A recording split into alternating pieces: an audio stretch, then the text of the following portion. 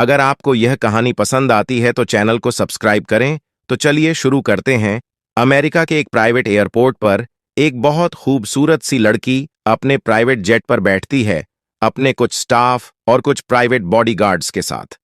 देखने में वह लड़की किसी इंटरनेशनल मॉडल से कम नहीं थी। प्यारी सी शक्ल, एकदम गोरा रंग और एकदम घने बाल। उसकी आंखें थोड़ी बड़ी थीं और चेहरा छोटा सा, और उसके होंठ एकदम गुलाबी जैसे गुलाब की पंखुड़ियों, और चेहरे पर जलता हुआ एकदम गहरा तेज। उसकी कुछ बालों की कुछ लटें उसके चेहरे पर आ रही हैं।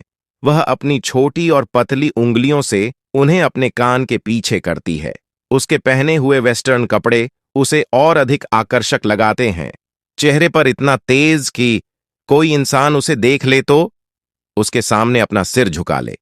हालांकि दिखने से उसकी उम्र कम थी, लेकिन उसके व्यक्तित्व उसकी उम्र से बहुत ज्यादा बड़ा नजर आ रहा था। वह लड़की देखने में सिर्फ 23 साल की थी, लेकिन उसकी नॉलेज, उसकी कामयाबी और उसकी पावर बहुत ज्यादा थी। उसे बात करने वाला हर शख्स यही कहता है, उस लड़की की उम्र 35 साल तो होगी ही, क्योंकि वह बहुत ज्यादा मैच्योर थी। वह लड़की 7 साल के बाद अपने घर वापस लौट रही थी, जहां पर उसका एक बदला उसका इंतजार कर रहा था। वह फ्लाइट में बैठती है और अंदर जाकर अपने हाथ में एक वाइन का ग्लास लेकर अपनी कुर्सी को पीछे टीकती है, और वह मन ही मन कुछ सोचती है कि आज से 7 साल पहले ऐसे ही किसी फ्लाइट में वह बैठी थी और अपने सपनों के मकसद को पाने के लिए निकली थी। मैं वापस आ रही हूं मां, आपका बदला लेने के लिए और किसी का कर्ज चुकाने के लिए। उसके बाद वह अपनी पुरानी यादों में चली जाती है। फ्लैशबैक। कुछ गुंडे एक लड़की के पीछे भाग रहे हैं। उस लड़की की उम्र तकरीबन 30 साल है, लेकिन देखने में ऐसा लग रहा था कि वह 40 साल की औरत हो। ज्यादा मेंटल टॉर्चर और प्रेशर की वजह से उसकी यह हालत हुई है। जो लड़की आगे भाग रही है उसका नाम है अनाया कपूर, और कुछ गुंडे जो उसके पीछे लगे हुए हैं वह भेजे गए थे उसकी सौतेली बहन जानवी कपूर और अनाया के पति विशाल मेहता ने। अनाया को आज ही पता चला है कि पहले से ही जानवी और विशाल उसे धोखा दे रहे थे। वह लोग पहले से ही रिलेशनशिप में थे, और यह सब कुछ हुआ था उसकी मां की लिखी हुई विल की वजह से। इसीलिए विशाल कई सालों से उसका पति बनकर उसके साथ रहने का नाटक कर रहा था, और आज विशाल ने धोखे से अनाया से प्रॉपर्टी के पेपर पर साइन करवा लिए थे, जिसमें यह लिखा गया था कि अगर अनाया को कुछ हो जाता है तो उसकी सारी प्रॉपर्टी उसके पति विशाल को मिल जाएगी। इसीलिए अनाया की बहन जानवी कपूर ने आज ही अनाया को मारने की साजिश रची थी। अनाया मन ही मन अफसोस कर रही थी कि उसने अपनी पूरी जिंदगी इन धोखेबाजों के बीच गुजार दी। तभी उसके पीछे भागता हुआ एक गुंडा अनाया को पकड़ लेता है। वह लोग अनाया को पकड़ के एक कार के पास ले जाते हैं। अनाया देखती है वहां पर पहले से ही उसकी सौतेली बहन जानवी और उसका पति विशाल बाहों में बाहें डाल के खड़े हैं। जानवी अनाया को ताने मारते हुए कहती है, तुम भी अपनी मां की तरह ही बेवकूफ निकली। यह सुनकर अनाया चौंक जाती है, और ऐसी हालत में भी जानवी से पूछती है, क्या मतलब है तुम्हारे कहने का? जानवी अनाया का मजाक उड़ाते हुए कहती है, तुम्हारी मां को मेरी मां ने मारा था। यह सुनकर अनाया के पैरों तले जमीन खिसक जाती है। फिर जानवी अनाया को और जलाते हुए कहती है, तुम जानती हो कि तुम्हारी मां को मारने में मेरी मां का साथ किसने दिया? तुम उसे बहुत अच्छे से जानती हो।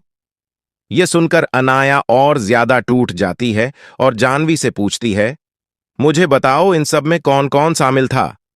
तभी जानवी उसके नजदीक जाती है और उसकी गर्दन पर एक इंजेक्शन घुसा देती है, और अनाया के नजदीक जाकर उसके कान के पास जाकर बोलती है, तुम यह बिना जाने ही मर जाओगी कि इन सब के पीछे कौन है। फिर वह एक खतरनाक स्माइल देती है और जाकर विशाल का हाथ पकड़ के खड़ी हो जाती है। विशाल अपनी आदमियों से कहता है, जाओ इसे कार में बिठा दो, और कार का एक्सीडेंट कर देता है। इतना कहकर वह जानवी के हाथ पकड़कर वहां से चला जाता है। कुछ वक्त के बाद टिया की आंखें खुलती हैं।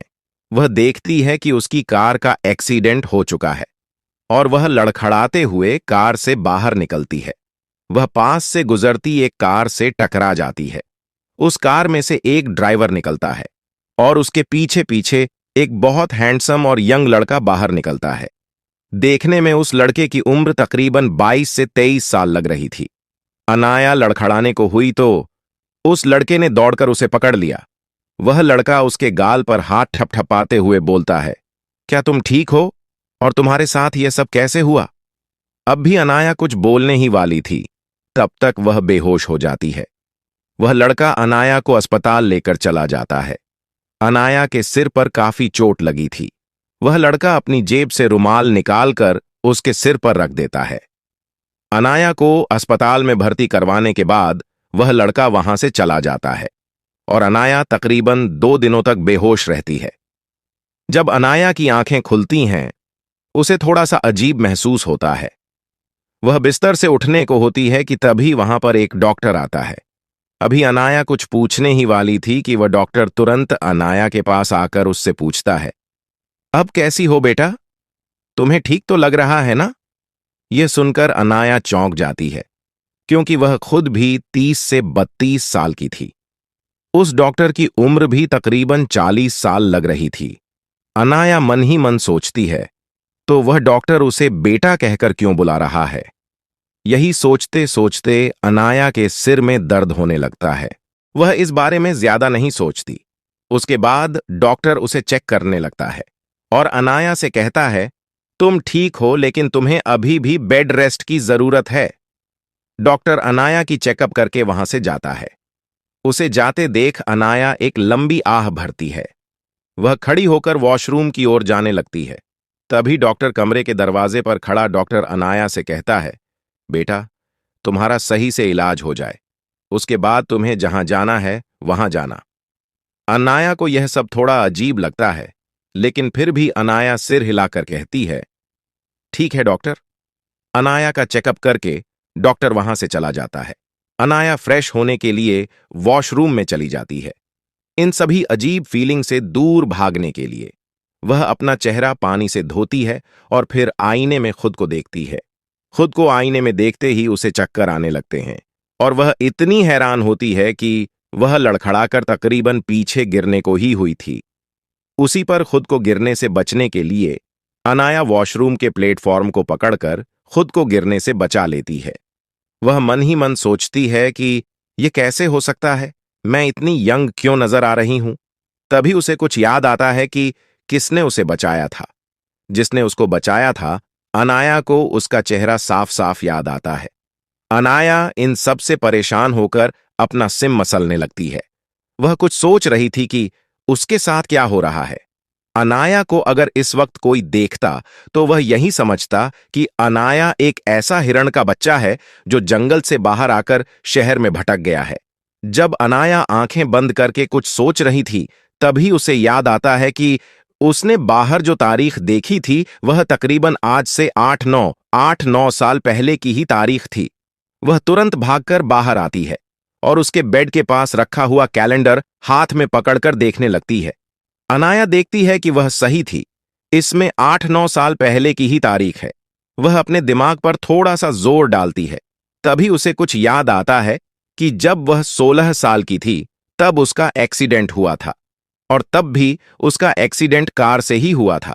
तब उसकी किसी ने जान बचाई थी, लेकिन वह उस वक्त जान नहीं पाई थी कि किसने उसकी जान बचाई थी।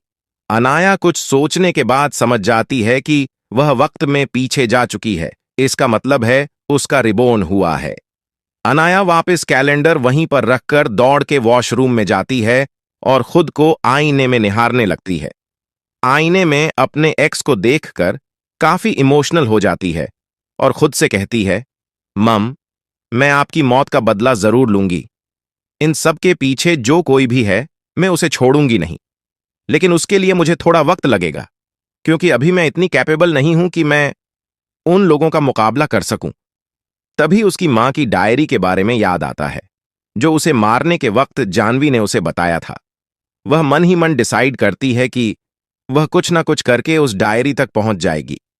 तभी वह कुछ सोचती है और मन ही मन डिसाइड करती है कि मुझे उस इंसान को भी शुक्रिया कहना होगा जिसने मेरी जान बचाई है। कुछ देर सोचने के बाद उसे वह चेहरा जाना पहचाना लगता है। उसके पिछले जन्म की यादों में उसे याद आता है कि वह तो एक बहुत बड़ा बिजनेस टाइकून है जो अपनी जिंदगी में बहुत सक्सेसफुल होने वाला है, लेकिन उसकी जिंदगी भी एक्ट्रेस ही बर्बाद करेगी। अनाया वापस जिंदगी पाकर क्या अपनी मां का बदला ले पाएगी? और क्या अनाया उस अनजान शख्स की कोई मदद करेगी, या फिर इस जन्म में भी अनाया अपनी बहन जानवी से हार जाएगी? अनाया अभी भी वॉशरूम में खड़े खड़े यही सब कुछ सोच रही थी कि तभी उसे बाहर से कुछ आवाज आती है। अनाया बाहर आकर देखती है तो बाहर विशाल मेहता हाथ में कुछ फ्रूट्स और कुछ और एपेटाइजर लेकर खड़ा था। उसे देखते ही अनाया का खून खोल जाता है, क्योंकि वह जानती थी कि विशाल ने कभी उससे प्यार नहीं किया और पिछले जन्म में उसने उससे बहुत ज्यादा प्यार किया था। वह पहले से ही सिर्फ पैसों के लिए ही उसके साथ प्यार का नाटक कर रहा था, और वह शुरुआत से ही उसकी बहन जानवी से डेट कर रहा था। उन दोनों ने मिलकर अनाया को धोखा दिया था, यहां तक कि उन लोगों की वजह से अनाया की मां की भी मौत हुई थी। तभी अनाया के पास जाते हुए विशाल उसे कहता है, तुम ठीक तो हो ना? और तुम्हारा एक्सीडेंट कैसे हुआ? ये सुनते ही टिया के दिल में एक टीस सी उठती है, क्योंकि उसे पिछले जन्म में ही पता चल चुका था कि यह सब कुछ किया धरा इन्हीं लोगों का है। लेकिन इतने सालों के अनुभव के बाद अब अनाया को अपने चेहरे के भाव छुपाने बखूबी आ चुके थे। अनाया कुछ सोचती है और फिर डिसाइड करती है कि वह पिछले जन्म की तरह ही बेबस होने की एक्टिंग अभी शुरू ही रखेगी।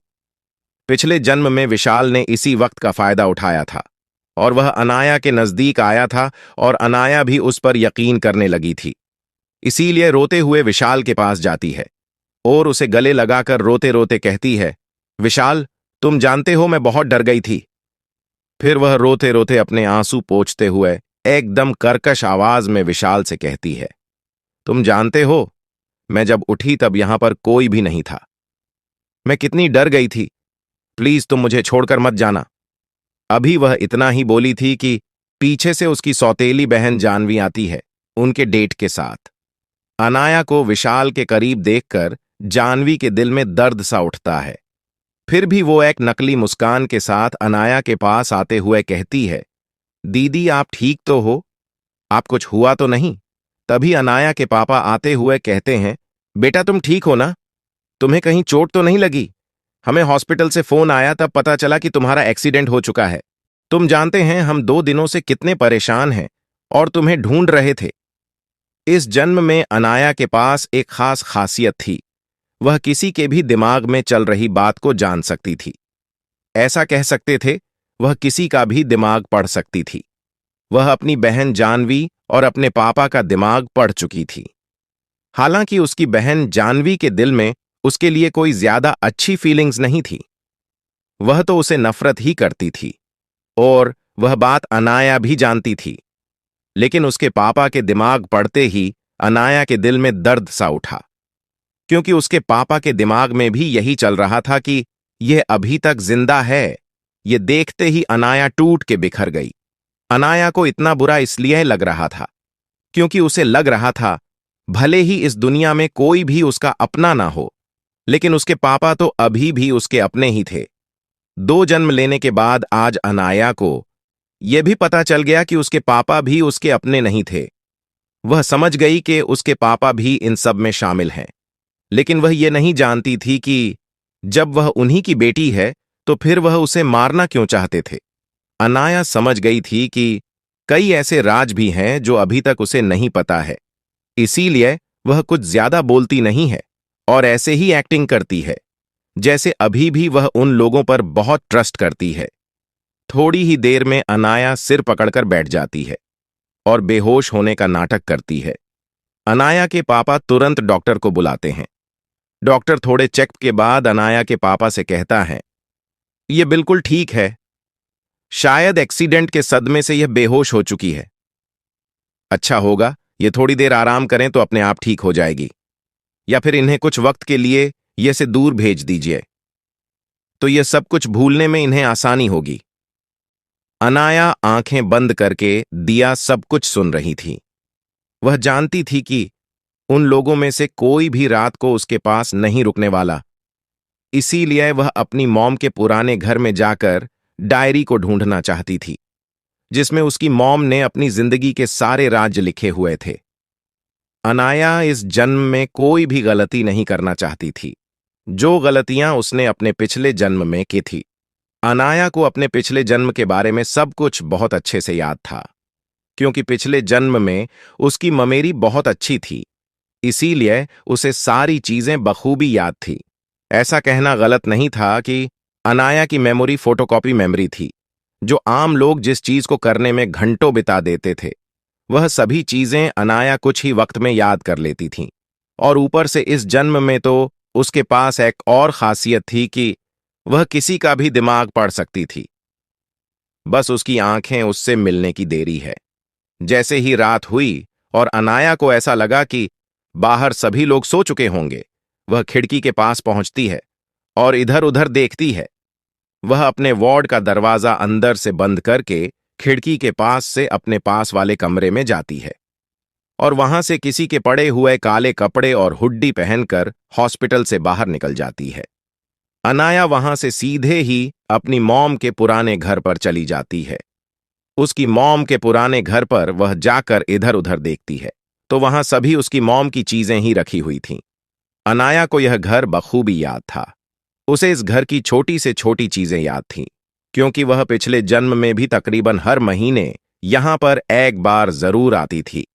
तभी अनाया कुछ याद करती है और सोचती है कि इस घर की हर चीज को तो वह पहले ही देख चुकी है, सिवाय उस तस्वीर के जो उसके मोम के कमरे में लगाई गई है, क्योंकि वह उस तस्वीर के पास जाकर हमेशा रो पड़ती थी। उसे उस तस्वीर में हमेशा अपनी मां नजर आती थी, क्योंकि वो आखिरी तस्वीर थी उसकी और उसकी मॉम की जब वो दोनों साथ थीं।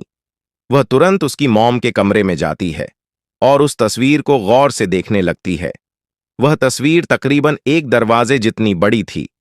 अनाया वहां जाकर उस तस्वीर को हटाने की कोशिश करती है। वो एक दो कोशिश में तस्वीर को हटा नहीं पाती, लेकिन थोड़ी देर मेहनत करने के बाद उस तस्वीर को हटा देती है। अनाया देखती है कि वहां पर एक खुफिया दरवाजा था जो पास वाले कमरे से जुड़ा हुआ था, और जैसे ही अनाया अंदर जाती है तो वह चौंक जाती है, क्योंकि वहां पर मेडिकल की कई ऐसी रिसर्च रखी हुई थी जिसके बारे में दुनिया को अब तक पता भी नहीं था। अनाया समझ जाती है कि वह भी उसके मोम की तरह ही एक मेडिकल जीनियस है। अनाया को पिछले जन्म की सारी मेडिकल नॉलेज पहले से पता थी, यहां तक कि उस जन्म की केमिकल और मेडिसिन नॉलेज भी अनाया के पास अभी भी बरकरार थी। इसी वजह से वहां रखी हर किताब और हर मेडिसिन फार्मूला और रिसर्च पेपर को बहुत अच्छे से पहचान लेती है। वह समझ जाती है कि उसकी मॉम ने यह घर उसके लिए क्यों रखा था, यहां तक कि यहां पर आने के लिए भी अनाया की फिंगरप्रिंट्स और अनाया की वॉइस पासवर्ड की जरूरत थी, और उसकी मॉम यहां पर उसे सिर्फ अकेले ही लाती थी। इस घर के बारे में आज तक उसके पापा तक को नहीं पता था। तभी उसे पिछले जन्म की कुछ बातें याद आती हैं कि वह एक बार उसके पति विशाल को यहां लाई थी और तकरीबन उसके 1 महीने के बाद ही उन लोगों ने उसे मार डाला था। अनाया समझ जाती है कि उन लोगों के हाथ मोम की यह सारी खोज लग गई होगी, इसीलिए उन लोगों ने उसे मार डाला, और वह लोग उसी दिन का इंतजार कर रहे थे कि किस दिन उसके हाथ मोम की सारी रिसर्च लगे। कुछ देर में अनाया वह भी समझ आ गया कि उसकी मॉम की मौत इन्हीं सब की वजह से हुई थी। अनाया को लेकिन यह नहीं पता चला कि इन सब का मास्टरमाइंड कौन है, क्योंकि उसकी मॉम की इतनी खुफिया जानकारी विशाल और इसकी सौतेली बहन जानवी को नहीं हो सकती थी। इसका मतलब इन सब के पीछे कोई और ही है, जिस पर मोम बहुत ज्यादा यकीन करती थी, और उसी ने मॉम को धोखा दिया। अनाया डिसाइड करती है कि वह यहां पर कभी किसी को भी नहीं आने देगी, और वह इतनी पावरफुल बनेगी कि जिसने भी उसकी मॉम को मारा होगा वह उसे ढूंढकर मार सके। अनाया आसपास देखती है तो वहां पर उसकी और उसकी मॉम की काफी सारी तस्वीरें लगी हुई थीं, और वहीं पास पड़े कंप्यूटर में उसकी मॉम की एक वीडियो क्लिप भी थी। अनाया उसे वीडियो को खोलने की कोशिश करती है, लेकिन खोल नहीं पाती। उस क्लिप पर एक पासवर्ड लगा हुआ था। अनाया सोचती है कि इसका पासवर्ड क्या हो सकता है। तभी उसे एक आवाज सुनाई देती है। वो आवाज उसी कंप्यूटर से आती है। पहले तो अनाया चौंक जाती है, तभी वो आवाज उसे पूछती है, क्या आपका नाम मिस अनाया है? अनाया खुद को संभालती है और कहती है, हाँ, मैं ही अनाया हूं। तभी अनाया को एक आवाज सुनाई देती है, वॉइस कमांड कन्फर्म्ड। वो कंप्यूटर उसे कहता है, हेलो मिस अनाया, मैं आपकी मॉम का पर्सनल सेक्रेटरी था। आपकी मॉम ने कहा था, जब वक्त आएगा तो आप मुझे ढूंढ लेगी। क्या आप अपना हाथ पास की रखी हुई मशीन में रख सकती हो, ताकि मैं आपका ब्लड चेक करके पता कर सकूं कि आप ही मेरे मास्टर मिस गीता कपूर की बेटी ही। क्या आप अपने पापा के दिए गए धोखे से अनाया बाहर निकल पाएगी? क्या अनाया उस मशीन का कहा हुआ हर बात मानेगी? और कौन सी चीज छुपी हुई है उस मशीन के अंदर? हालांकि यह सब कुछ देखकर आना या काफी डर चुकी थी, लेकिन वह फिर भी उस कंप्यूटर के कहे अनुसार पास रखी हुई एक अजीब सी मशीन में अपना हाथ रख देती है। जैसे ही अनाया अपना हाथ उस मशीन में रखती है, वह मशीन उसका हाथ पकड़ लेती है। थोड़ी देर तो अनाया डर जाती है, लेकिन कुछ वक्त के बाद उसे ऐसा लगता है जैसे उसके हाथ पर कुछ हो रहा है। कुछ ही वक्त में उसके हाथ में तेज दर्द होता है और थोड़ी ही देर में वह मशीन वापस खुल जाती है। फिर से उस मशीन में से एक आवाज आती है जो अनाया से कहती है, hello madam, second blood confirmation test is confirmed. आप ही अनाया कपूर है। अनाया जब उस मशीन से अपना हाथ वापस खींच दी है तो उसके हाथ पर एक अजीब सा गजट लगा हुआ था दिखने में। तो वह एक आम सी घड़ी, वॉच जैसा ही लग रहा था।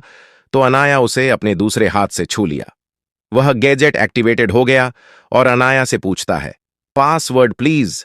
अनाया का उसका पासवर्ड नहीं पता था, तो वह मन ही मन सोचती है कि मॉम ने इसका पासवर्ड क्या रखा होगा। तभी वह बोलती है, मुझे पासवर्ड नहीं पता है। फिर से उसके हाथ पर लगी हुई घड़ी से एक आवाज आती है, पासवर्ड इज कंफर्म्ड। यह सुनते ही अनाया चौंक जाती है और कहती है, क्या यही पासवर्ड था? हेलो मैम, मेरा नाम है स्विंग रोबोट I10X2, जिसका इस्तेमाल लोग एक सेक्रेटरी की तरह कर सकते हैं। मैं दुनिया का सबसे एडवांस रोबो मॉडल हूं। भले ही मेरे पास अपनी फिजिकल बॉडी नहीं है, लेकिन मैं दुनिया की हर जानकारी आपको दे सकता हूं। आप ऐसा सोच सकती हैं कि मैं दुनिया का सबसे स्मार्ट ब्रेन हूं। मैं कोई भी बिजनेस कर सकता हूं, मैं कहीं भी जा सकता हूं, मैं किसी भी चीज को हैक कर सकता हूं और मैं किसी भी कंप्यूटर में घुस सकता हूं। मुझे आपके लिए ही रखा गया था। मेरे जैसे रोबोट दुनिया में सिर्फ 10 है। आज से मैं आपका पर्सनल सेक्रेटरी हूं। आप जो चाहे वह मुझे उस नाम से बुला सकते हैं। यह सुनकर अनाया का तो हाल बेहाल हो जाता है। वह सोचती है, उसकी मां उसके लिए क्या छोड़कर गई है, उसे कितना प्यार करती है। नहीं चाहती थी यह सारी चीजें किसी और के हाथ लगे, इसीलिए इन सब में इतने सारे पासवर्ड सिक्योरिटी लगाया गया है। अनाया खुशी से मुस्कुराती है और कहती है, आज से मैं तुम्हें रेम रेम कहकर बुलाऊंगी। यह सब कुछ करने के बाद अनाया उस क्लिप को देखने जाती है। वो उस क्लिप पर क्लिक करती है तो वह क्लिप शुरू हो जाती है। सामने से उसकी मॉम की आवाज आती है। उसकी मॉम कहती है, मेरी गुड़िया अनाया, अगर यह वीडियो क्लिप शुरू है तो उसका मतलब है मैं जिंदा नहीं हूं और इस क्लिप को सिर्फ मेरी बेटी ही खोज सकती है। यानी कि तुम मुझे देख रही हो तो तुम अनाया ही हो। मुझे माफ करना मेरी बच्ची, मैं तुम्हें प्रोटेक्ट नहीं कर पाई। मैंने एक ऐसे शख्स पर यकीन किया जिस पर मुझे यकीन नहीं करना चाहिए था। मेरी बच्ची, अपनी जिंदगी में एक बात हमेशा याद रखना, इंसान चाहे अमीर हो या गरीब हो, लेकिन उसी इंसान का साथ देना जो भरोसे के काबिल हो। आज मैं तुम्हें कुछ बताना चाहती हूं, मेरी बातें ज्ञान से सुनना। तुम एक खास बच्ची हो क्योंकि तुम्हारी मां एक डॉक्टर के साथ एक केमिकल रिसर्च भी थी और मैंने एक खास तरह का फॉर्म्यूला बनाया है जिसको मैंने तुम्हारे अंदर इंजेक्ट कर दिया था, जिसकी वजह से तुम्हारा ब्लड म्यूटेड हो चुका है और अब तुम एक सुपर इंटेलिजेंट इंसान बनोगी। अगर तुम्हारी सही से परवरिश होगी तो दुनिया की कोई ऐसी ताकत नहीं है जो तुम्हें हरा पाए। एक बात का खास ख्याल रखना, मैं चाहती हूं जब तक तुम खुद को प्रोटेक्ट करने के काबिल ना बन जाओ, तब तक कभी किसी से मत बताना कि तुम्हें कितनी चीजें आती हैं और तुम्हारे पास कितने पावर से। ध्यान रखना, कभी किसी पर यकीन मत करना। तुम्हारे इतने इंटेलिजेंट होने की एक वजह तुम्हारे पापा भी हैं। तुम्हें लग रहा है कि तुम्हारे पापा तो एक आम इंसान है, लेकिन यह सब कुछ तुम्हारे लिए सब कुछ समझना काफी मुश्किल होगा। तुम अभी सिर्फ 16 साल की हो और तुम्हारे हाथ में जो रोबोट है वो तुम्हें हर चीज में गाइड करेगा। मेरे साथ क्या हुआ और मेरे बारे में और जानने के लिए खुद को साबित करना होगा। जिस दिन तुम उस सभी चैलेंज में पास हो जाओगी, उस दिन वो रोबोट तुम्हें एक और वीडियो देगा। तब तक के लिए अपना ख्याल रखना और खुद को स्ट्रांग रखना, दिमाग और फिजिकली दोनों तरह से। उसके बाद वो वीडियो बंद हो जाता है। अनाया बहुत ज्यादा रोटी है और वो कहती है, मोम मैं खुद को साबित करके दिखाऊंगी, ये मेरा वादा है आपसे। उतना बोल के वो रेम को एक्टिवेट करती है और उसे पूछती है, रेम क्या यहां पर रखी हुई मोम की सारी रिसर्च फाइल तुम्हारे पास पहले से मौजूद है? रेम कहता है, यस मेम मौजूद है। मेम ने पहले से ही मुझमें सारे डेटा रिस्टोर कर दिया था, क्योंकि उनको डर था कि कहीं उसके दुश्मन इस जगह को बार बार ना कर दे। अनाया फिर रेम से पूछती है, क्या तुम्हारे पास मोम का दूसरा वीडियो रखा हवा है? रेम कहता है, नहीं मैम, मेरे पास ऐसी कोई वीडियो फाइल नहीं पड़ी है, लेकिन हाँ मेरे पास एक करप्ट कोडेड फाइल पड़ी है जो एक खास तरह है वेब सिक्योरिटी से प्रोटेक्ट है। ये सुनते ही अनाया कहती है, क्या तुम उसे हैक कर सकते हो? रेम कहता है, नहीं मैम, उस फाइल को कोई भी हैक नहीं कर सकता जब तक वो ऑटोमेटिकली ओपन ना हो जाए, और इस फाइल को आपके नाम से कोडेड किया है और आपके लिए कुछ खास टारगेट रखे हुए हैं। जब तक आप उसे अचीव नहीं कर पाएंगे तब तक ये फाइल नहीं खुलेंगे। टिया मन ही मन मुस्कुराती है और सोचती है उसकी मॉम उसे कितने अच्छे से पहचानती थी। वैसे अनाया यह भी जानती थी कि उसकी मॉम बस उसे प्रोटेक्ट करना चाहती है, क्योंकि वो नहीं चाहती थी कि उसकी बेटी बिना तैयारी के लोगों की नजरों में आ जाए और मारी जाए। फिर अनाया वहां से चली जाती है और वह सब कुछ वापस ऐसा ही कर देती है जैसा पहले था। टिया वहां से तुरंत वापस हॉस्पिटल आ जाती है। वो उसी कमरे में सबसे छुपते हुए जाती है और वापस हॉस्पिटल के कपड़े पहनकर खिड़की से अपने कमरे में आ जाती है और कमरे के दरवाजे की लॉक खोल के वापस बिस्तर पर सो जाती है।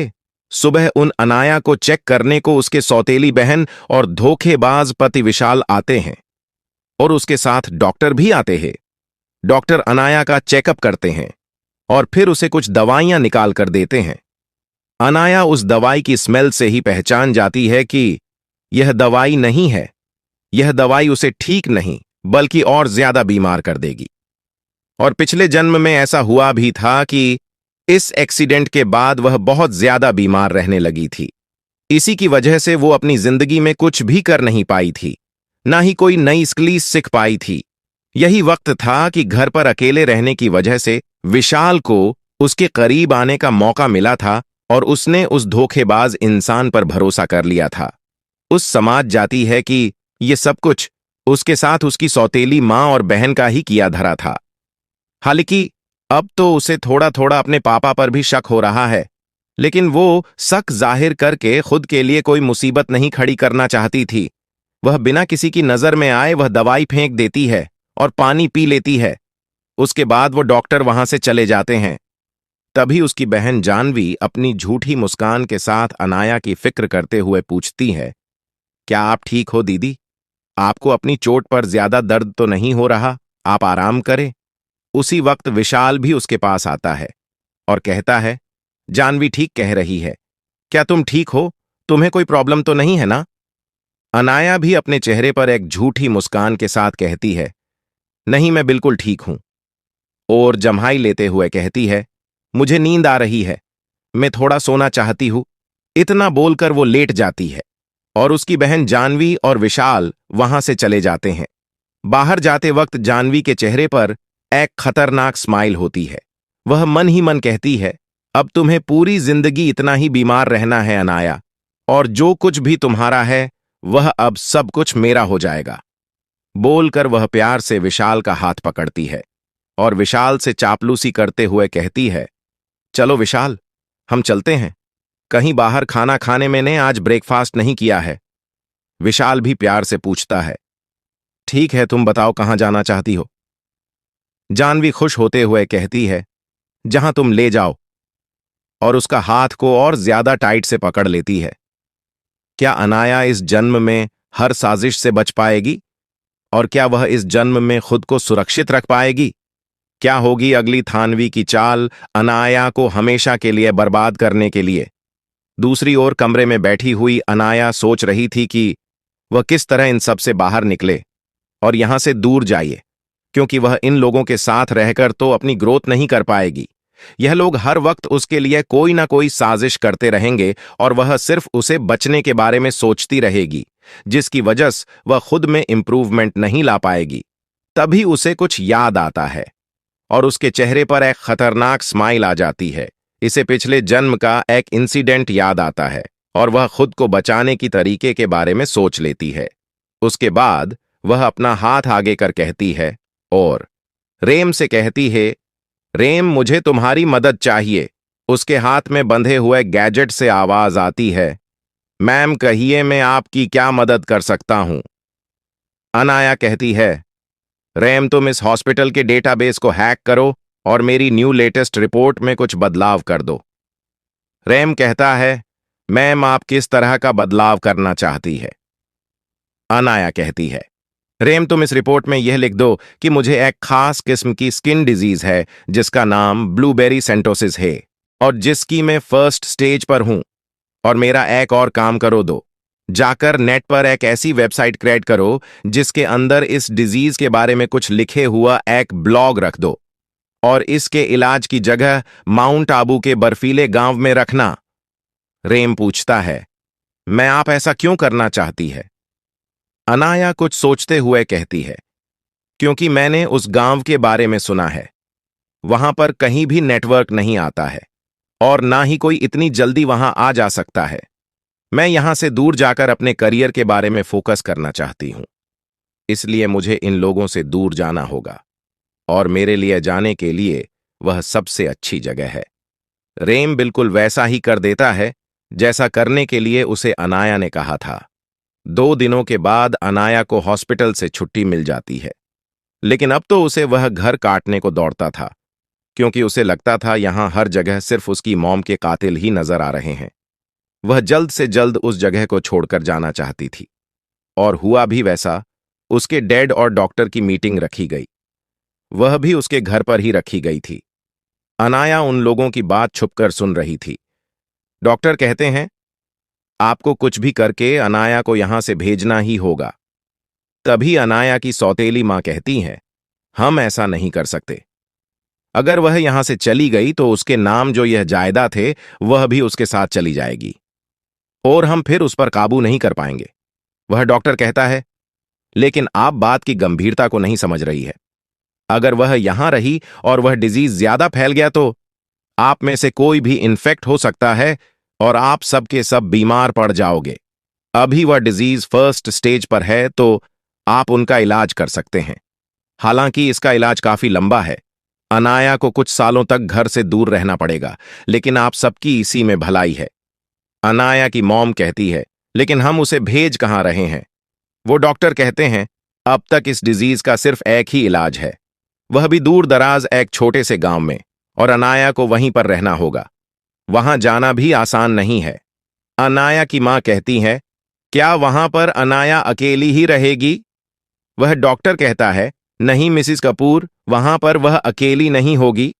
वहां पर काफी सारे लोग होंगे जो उसी की तरह वहां पर इलाज करवा रहे होंगे और वहां पर अनाया को एक साधु की तरह ही रहना होगा। यह सुनकर अनाया की सौतेली मां कहती हैं, साठी के बाद तो ठीक है, उसका मतलब वहां पर वह किसी से प्यार नहीं कर सकती। अनाया की सौतेली बहन कहती है, साठी के बाद तो आप उसे वहीं पर भेज दीजिए। वहां पर वह साधुओं की तरह रहेगी और उसे दुनिया के बारे में कुछ और पता नहीं होगा। हमारे लिए वहां से वापस आने के बाद उसे बेवकूफ बनाकर विशाल से शादी करवाना आसान हो जाएगा। यह सुनकर अनाया के पापा कहते हैं, ठीक है, तो हम अनाया को वहीं पर भेज देंगे। अनाया अभी भी बाहर खड़ी हुई इन लोगों की बातें सुन रही थी। इन लोगों की बातें सुनकर उसकी रही सही उम्मीद भी टूट गई थी। उसकी सारी उम्मीद उसके पापा ने आज खत्म कर दी थी। वह समझ गई थी कि उसके पापा उसे प्यार नहीं करते और वह भी उन्हीं लोगों के साथ मिलकर उसे मारना चाहते थे।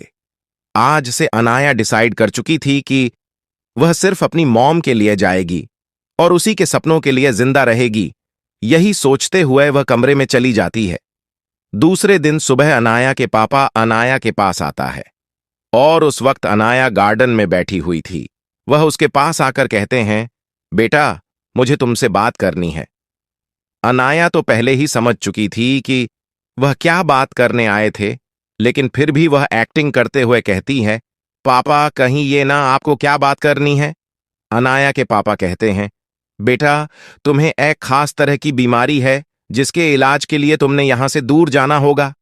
अनाया मासूम सी शक्ल बनाकर उदासी भरी आवाज में अपने पापा से कहती है, नहीं बाबा, मैं यहां से दूर नहीं जाना चाहती। यहां पर आप सभी लोग हैं ना।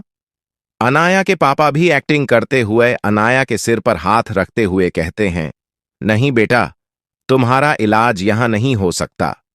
मैंने डॉक्टर से पहले ही पूछ लिया है। अगर हो सकता तो मैं तुम्हें खुद से दूर थोड़ी ना जाने देता है। यह सुनकर अनाया के दिल में एक टीस सी उठती है कि उसके पापा और कितनी एक्टिंग करेंगे। अब तो वह अपने पापा की शक्ल भी नहीं देखना चाहती थी। इसीलिए वह अपनी आवाज धीमी करते हुए कहती है, ठीक है पापा, जैसा आप कहे। फिर वो पूछती है, कब जाना है मुझे। अनाया के पापा कहते हैं, तुम कल ही निकल जाओगी और तुम्हें छोड़ने के लिए मैं तुम्हारे साथ आऊंगा। अनाया कहती है, नहीं बाबा, मैं कोई बच्ची नहीं रही। आपको मेरे साथ आने की जरूरत नहीं है। आप सिर्फ मेरे साथ ड्राइवर को भेज दीजिए, वह मुझे छोड़ आएगा। अनाया के पापा कहते हैं, क्या तुम सच में अकेली चली जाऊंगी। अनाया कहती है, हां पापा, आपने अभी अभी उस जगह का नाम बोला, वह काफी दूर है और आप खाम खा इतना वक्त क्यों जायर कर रहे हो। मैं चली जाऊंगी, और वैसे भी मुझे सिर्फ स्किन डिजीज है और वह कोई इतना खतरनाक बीमारी भी नहीं है जिसकी वजह से मैं अकेली ना जा पाऊं। कुछ सोचते हुए अनाया के पापा कहते हैं, लेकिन वह जगह कैसी है, वह देखने के लिए तो मुझे आना होगा ना। अनाया कहती है, अगर वह जगह मुझे अच्छी नहीं लगी तो मैं वापस आ जाऊंगी। आप चिंता मत कीजिए, अब बस मेरा वहां रहने का इंतजाम करवा दीजिए। वह तो आप फोन से भी करवा सकते हैं, आपको मेरे साथ आने की जरूरत नहीं है। अनाया के पापा कहते हैं, ठीक है बेटा, मैं करवा देता हूं। उसी दिन शाम को अनाया अपने सारा सामान पैक कर लेती है। तभी उसे मिलने के लिए विशाल आता है। विशाल कहता है, ठीक है, तुम्हें अंकल को तो मना कर दिया, लेकिन मैं तुम्हारे साथ ही चलूंगा। यह सुनकर अनाया के दिल में दर्द सा होता है और वो विशाल से कहती है, नहीं विशाल, तुम मेरे साथ आने की जरूरत नहीं है, मैं चली जाऊंगी। विशाल उसका हाथ पकड़ के कहता है, हम एक दूसरे को पसंद करते हैं। अनाया, काम से कम तुम मुझे तो अपने साथ लेकर चलो। अनाया कहती है, ऐसी बात नहीं है कि मैं तुम्हें ले जाना नहीं चाहती, बस मैं नहीं चाहती कि मेरी वजह से कोई परेशान हो। अगर तुम मुझे वाकई ही छोड़ने आना चाहते हो तो सिर्फ एयरपोर्ट तक छोड़ देना, उसके बाद वापस घर चले जाना। मैं अपना इलाज करवा कर वापस आऊंगी, हम वापस तब मिलेंगे। विशाल अनाया से कहते हैं, क्या तुम सच में मुझे अपने साथ नहीं ले जाना चाहती। अनाया कहती है, हां विशाल, मैं अकेले ही जाना चाहती हूं। अनाया की जिद पर विशाल उसे कुछ नहीं कहता और वह उसको अकेले जाने देने के लिए तैयार हो जाता है। ऐसे ही विशाल अनाया से मिलकर बाहर निकलता है। पास के कमरे से अनाया की सौतेली बहन जानवी निकलती है और वह विशाल को गर्दन से पकड़कर अपनी ओर खींचती है और दीवार से लगाकर एक पैशनेट किस करती है। अनाया अपने कमरे में पानी ना होने की वजह से पानी लेने के लिए बाहर जाने के लिए निकली ही थी कि उसे जानवी और विशाल की ऐसी इंटीमेट पोजीशन दिखाई दे गई है। अनाया वहीं पर छुपकर उन दोनों की बातें सुनने लगती है। जानवी किस करने के बाद विशाल से पूछती है, क्या सच में तुम मेरी बहन को पसंद करते हो। विशाल उसे घुमाकर वापस दीवार पर लगाते हुए कहता है, तुम्हें क्या लगता है, तुमने ही तो मुझे फोन करके बुलाया था, मुझे यहां पर अपनी बहन को मस्का लगाने के लिए, वरना तुम तो जानती हो मैं उस जैसी डाउन मार्केट लड़की को देखने में भी मुझे बिल्कुल अजीब लगती है, और जिसके पास कोई ड्रेसिंग सेंस तक नहीं है, मैं उसे पसंद करूंगा। यह सुनकर जानवी खुश होकर विशाल को एक डिप और लंबी किस करती है। विशाल कहता है, मुझे सिड्यूस मत करो जान, तुम जानती हो तुम्हारे आगे मैं खुद को बहुत मुश्किल से काबू कर पाता हूं। क्या अनाया इन सबसे दूर हो पाएगी और वहां से दूर जा पाएगी। जानवी और विशाल का साथ देख अनाया क्या करेगी। जानवी उदास होकर अपनी सेडक्टिव आवाज में विशाल से कहती है, तुम्हें कब तक अनाया से प्यार का नाटक करना पड़ेगा। विशाल कहता है, जब तक हमारा काम पूरा नहीं हो जाता तब तक। इतना बोलकर वो उसे एक किस कर लेता है और कहता है, मुझे अब जाना होगा, हम दोनों को कोई देख लेगा। दरवाजे के पीछे छुपी हुई अनाया यह सब कुछ देखकर खुद को ही कोसती है कि वह कितनी बेवकूफ थी, जो पिछले जन्म में इस कैरेक्टरलेस आदमी से उसने क्यों प्यार कर बैठी। अनाया मन ही मन सोचती है, जितना चाहो उतना धोखा दे दो, मैं तुम लोगों से बदला जरूर लूंगी। यही सोचकर वह वापस कमरे में चली जाती है। दूसरे दिन अनाया अपना सामान पैक करके वहां से निकल जाती है। उसे एयरपोर्ट छोड़ने के लिए उसके पापा और विशाल आए थे। एयरपोर्ट पर अनाया के पापा और विशाल दोनों ही उसे फ्लाइट में बिठाते हैं और जाते हुए दुखी होने की बहुत ज्यादा एक्टिंग करते हैं। अनाया यह सब कुछ देखकर मन ही मन चीढ़ रही थी, लेकिन वह कुछ बोलती नहीं और फ्लाइट में बैठ जाती है। फ्लैशबैक खत्म। तभी अपने प्राइवेट प्लेन में बैठी हुई उस लड़की के पास उसकी असिस्टेंट आती है और उसे बताती है कि मैडम, हम अपनी मंजिल पर पहुंच चुके हैं। ये बात सुनकर वह लड़की अपनी नजरें उठाकर उस लड़की की ओर देखती है और वापस प्रेजेंट में आ जाती है। अब तक तो आप लोग जान ही चुके होंगे यह लड़की कौन है। यह लड़की कोई और नहीं बल्कि अनाया कपूर है। हालांकि अनाया के कोई दोस्त नहीं थे, लेकिन उसकी असिस्टेंट रेशमा शर्मा काफी अच्छी दोस्त थी, क्योंकि जब से अनाया यह सब कुछ छोड़कर फॉरेन गई रही, वो तब से ही उसके साथ थी। अनाया रेशमा पर काफी भरोसा भी करती थी, क्योंकि अनाया ने ही रेशमा की जान उन गुंडों से बचाई थी जब उसके खुद के परिवार ने उसे पैसों के लिए बेच दिया था। रेशमा तभी से अनाया के साथ है और वह अनाया को अपनी बहन मानती है। रेशमा ने अपनी पढ़ाई अनाया के साथ रहकर ही की है। अनाया जानती थी कि रेशमा काफी टैलेंटेड लड़की है, इसीलिए अनाया उसे हर वक्त अपने साथ रखती है और वह अनाया को धोखा नहीं देगी, इसीलिए अनाया पर भरोसा भी करती थी। वह लोग एयरपोर्ट से बाहर निकलकर एक कार में बैठते हैं। कार के अंदर जाने के बाद अनाया की असिस्टेंट रेशमा उसे कहती है, मैडम, हमारा यहां आने का प्लान 1 साल के बाद का था। आप यहां इतनी जल्दी क्यों आ गई? यहां तक कि हमारी हॉस्पिटल की सबसे बड़ी ब्रांच यहीं पर है, लेकिन आप फिर भी यहां पर कभी उसकी विजिट के लिए भी नहीं आई, तो फिर आज ऐसा क्या हुआ? ये सुनकर अनाया कुछ सोच में डूब जाती है और अनाया कुछ साल पहले की बातें याद करती है। फ्लैशबैक। तकरीबन 2 साल पहले अनाया एक खास ऑपरेशन के लिए चंडीगढ़ के एक पहाड़ी इलाके में गई थी। वहां पर एक अमीर कपल अपनी छुट्टियां बिताने के लिए आया था। वह काफी बड़ी उम्र के थे जब वह कपल वापस लौट रहे थे। तब एक सुनसान पहाड़ी इलाके में कुछ गुंडे उस कपल का एक्सीडेंट करके उसे मार डालना चाहते थे। अनाया भी अपना काम खत्म करके वहीं से निकल रही थी। अनाया ने उस कपल को बचा लिया और अपने साथ लेकर चली गई। अनाया ने ऐसा इसलिए किया था कि वह उस कपल में से उस औरत को पहचानती थी। वह औरत उसकी मॉम की बहुत अच्छी दोस्त थी और अनाया को लगता था कि उसे उसकी मॉम के बारे में इस आंटी से जरूर कुछ ना कुछ पता चलेगा। और उसे पिछले जन्म की कुछ यादें भी याद आती हैं कि कैसे उसकी मॉम किसी पर भी यकीन नहीं करती थी। लेकिन जब वह इस आंटी से मिलने के लिए जाती थी, तब उसकी मॉम ने एक बार उसे कहा था, अगर कभी तुम्हें ऐसा लगे कि कंपोनेंट प्लेसमेंट, तुम अकेली हो और तुम किसी पर भी यकीन नहीं कर पा रही हो, तो तुम इस आंटी के पास आ सकती हो, यह तुम्हारी मदद जरूर करेगी। उसके बाद अनाया सोचती है कि इन्होंने मेरी इस मॉम की काफी मदद की थी और अनाया ऐसे किसी इंसान को मरने के लिए नहीं छोड़ सकती थी जो उसकी मॉम के लिए काफी मायने रखता था और जिस लोगों ने उसकी मॉम की कभी मदद की थी।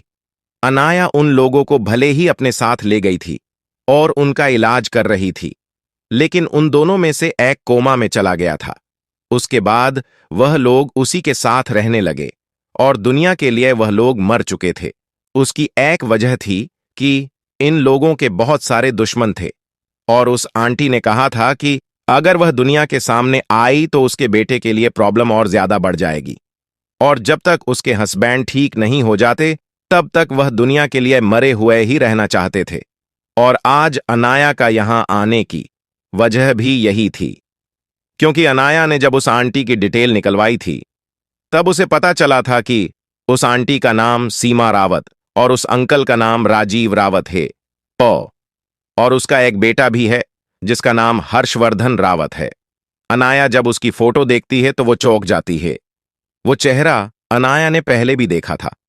उसे देख अनाया की आंखों में चमक आ गई, क्योंकि वह इस इंसान को अनाया पहचानती थी।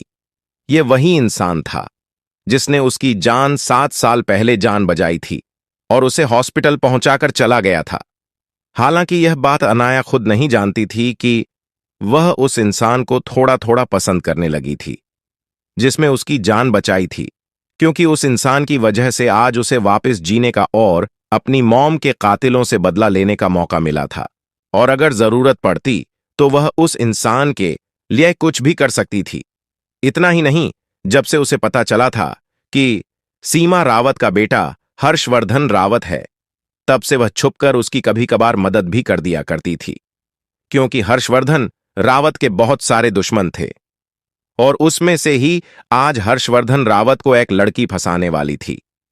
और अगर वह कामयाब हो जाती तो वह हर्षवर्धन की दुनिया बर्बाद कर देगी, क्योंकि अनाया पिछले जन्म की यादों से यह जानती थी कि हर्षवर्धन इसके बाद डिप्रेस हो चुका था और वो कुछ सालों में ही बहुत ज्यादा बीमार पड़ गया था। और अनाया नहीं चाहती थी कि जिसने उसकी जिंदगी बचाई उसके साथ कुछ भी गलत हो। हालांकि वह बहुत स्ट्रांग इंसान था, लेकिन जब से उसके मोम डैड उसकी जिंदगी से गए थे, तब से ही वह काफी डिप्रेशन और परेशान रहने लगा था। हर्षवर्धन अपने परिवार से बहुत ज्यादा प्यार करता है। पूरी दुनिया यह मान चुकी थी कि सीमा रावत और राजीव रावत मर चुके हैं, लेकिन हर्षवर्धन आज भी यह मानने को तैयार ही नहीं था। इसीलिए आज भी उसने अपने कुछ लोग उसकी मॉम डैड की खोज के लिए रखे हुए हैं। अनाया जानती थी कि हर्षवर्धन अपने पेरेंट्स मॉम डैड से बहुत ज्यादा प्यार करता है, जैसे वह खुद अपनी मॉम से बहुत ज्यादा प्यार करती है। और अभी भी हर्षवर्धन अगर किसी पर भरोसा करता था तो वो सिर्फ उसकी दादी है। उसके बाकी सारे परिवार वाले तो हर्षवर्धन से सिर्फ उसकी जायदाद पाना चाहते हैं। वह तो सिर्फ इतना ही चाहते हैं कि कब हर्षवर्धन उसके रास्ते से हट जाए और वह लोग रावत खानदान की जायदाद पर कब्जा कर सकें। और हर्षवर्धन के पेरेंट्स पर भी अटैक उसी के परिवार वालों ने किया था। यही वजह थी कि हर्षवर्धन की मॉम ये नहीं चाहती थी कि वह लोग वापस लौटे और हर्षवर्धन के लिए और प्रॉब्लम क्रिएट करें। वह जानती थी कि अगर वह लोग वापस लौटे तो हर्षवर्धन उसके पापा को नहीं बचा पाएगा। वह लोग किसी न किसी बहाने से उसके पापा को मार ही देंगे, क्योंकि वो कोमाम थे। और हर्षवर्धन पूरी जिंदगी इसी गिल्ट में रहेगा कि वह अपने पापा को नहीं बचा पाया। हर्षवर्धन के पेरेंट्स यह सारी बातें पहले से ही जानते थे, लेकिन वह लोग अपनी फैमिली को बहुत मान देते थे। इसीलिए वह उन लोगों के सामने कोई एक्शन नहीं लेते थे। और इसी वजह से बचपन में जब हर्षवर्धन पर 1-2 बार अटैक हुआ तो उसके बाद उसके पेरेंट्स ने उसे फॉरेन पढ़ने के लिए भेज दिया। फ्लैशबैक खत्म। तभी कार में उसकी असिस्टेंट रेशमा अनाया को बुलाती है और कहती है, मैडम कहाँ खो गई आप? अनाया होश में आते हुए कहती है, वह सारा सामान कहां पर है जो मैंने मंगवाया था? अनाया की असिस्टेंट रेशमा उसे एक पेयर बैग देते हुए कहती है, मैडम सारा सामान इसी में है। तभी उसकी असिस्टेंट कहती है, मैडम एक बार आप फिर सोच लीजिए, क्या आप वाकई में उन लोगों के सामने जाना चाहती हैं? अगर आप उनकी मदद ही करना चाहती हैं तो आपकी जगह पर यह काम कोई और भी कर सकता है। अनाया अपनी चेहरे पर में बिना किसी एक्सप्रेशन से कहती है, इस काम के लिए मैं किसी और पर भरोसा नहीं कर सकती। यह काम मुझे ही करना होगा। इतना बोलकर वह पेपर बैग ले लेती है और अपने असिस्टेंट रेशमा से कहती है, यह काम खत्म होने के बाद हम लोग मेरी मां की घर पर चलेंगे। असिस्टेंट रेशमा एक होटल के बाहर कार रोकती है और अनाया वहां के चेंजिंग रूम में जाकर अपने कपड़े चेंज कर लेती है और फिर वहां से निकल जाती है। क्या इतने सारे अचीवमेंट के साथ अनाया अब अपनी मां के कातिलों से बदला ले पाएगी? और क्या हर्षवर्धन रावत का अनाया की जिंदगी में आने से कोई फर्क पड़ेगा अनाया पर? अगर आपको अगला एपिसोड चाहिए तो लाइक करें, कमेंट करें और चैनल को सब्सक्राइब करें।